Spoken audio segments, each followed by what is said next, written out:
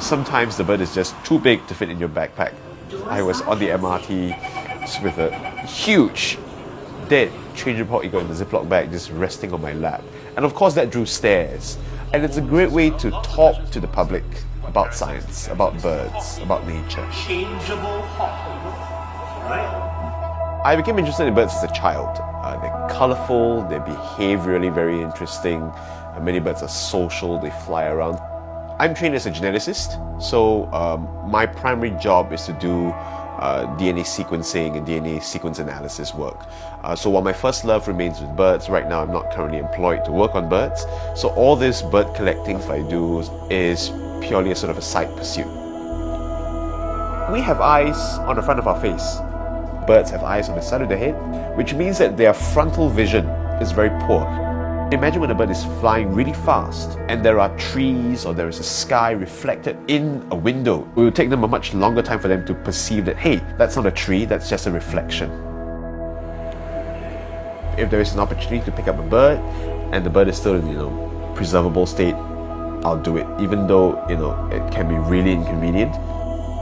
We find birds in all states of decay. Birds that have died within the last 6 hours, you don't really smell, but birds that have been there for a day or more, boy. Yeah, so this is where you expect to see a lot of birds not make it.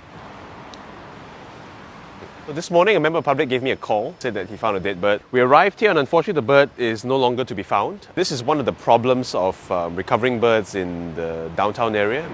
The cleaners are very efficient here, so that means that the birds tend to disappear well before we can get to them. And this is one of the reasons why we think that the number of birds that we find in Singapore is an underestimate. The cleaners just now, he was saying that he gets one bird every day, maybe more. Which does tell you the severity of the problem, especially in this area where you can see lots of glass everywhere.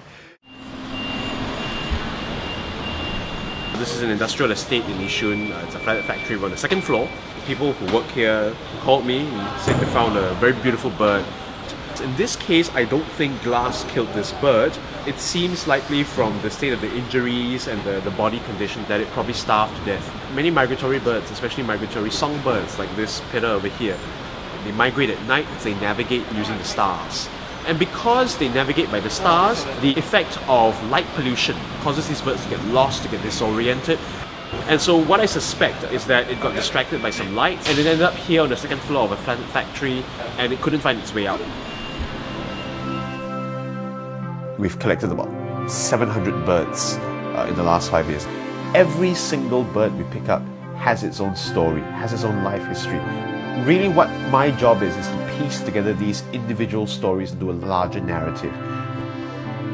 So the work we do may sound bizarre, may sound, pointless, but really the benefits are very important. By knowing where birds are dying, right, we can be preemptive in our approach towards preventing bird-window collision.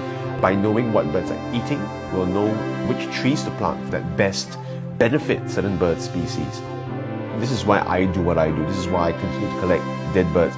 The more data we have, the more convincing a case we can make to make certain changes to how we do things in Singapore.